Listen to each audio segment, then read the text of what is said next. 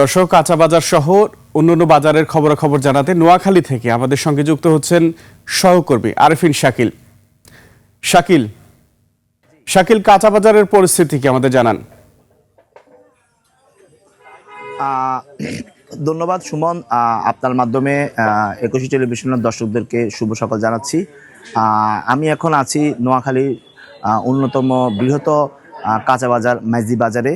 আমরা এখানে এসে ব্যবসায়ীদের সাথে কথা বলেছি, ক্রেতাদের সাথে কথা বলেছি। আমরা জানতে পেরেছি যে কাঁচা বাজার যেই দ্রব্যমূল্যগুলো রয়েছে প্রায় সাধারণ মানুষের হাতের নাগালের বাইরে, সব কিছুই প্রায় ঊর্ধ্বগতিতে চলছে।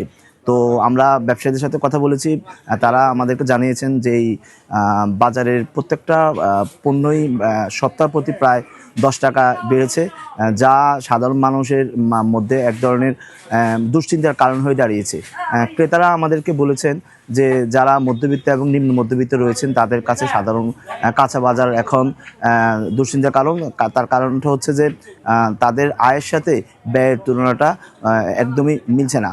তো আমরা ব্যবসায়ীদের সাথে কথা বলেছি, তারা আমাদেরকে জানিয়েছেন যে পরিবহন সংকট এবং আড়তদারদের যেই সিন্ডিকেট রয়েছে এবং তাদের কারণেই তারা ইচ্ছে করলেও এই পণ্যগুলোর দাম কমানো যাচ্ছে না। তো এ বিষয়ে আমরা সংশ্লিষ্ট ব্যক্তিদের সাথে কথা বলেছি, তারা আমাদেরকে বলেছেন যে এই পরিবহন খাত নিয়েই এক ধরনের সিন্ডিকেট তৈরি হয়েছে।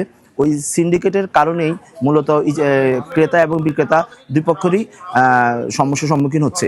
তো তারা বলছেন যে প্রশাসনের যদি তদারকি থাকে এবং প্রশাসন যদি এই সিন্ডিকেটের হাত ভেঙে দেয় তাহলে এই সমস্যা দূরীকরণের জন্য সম্ভব হবে।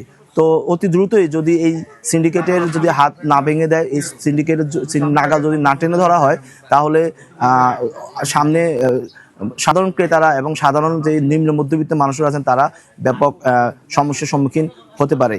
তো এই ছিল নোয়াখালীর মাইজি বাজার থেকে আমার কাছে বাজার দরের সর্বশেষ খবর। শাকিল, আপনাকে ধন্যবাদ।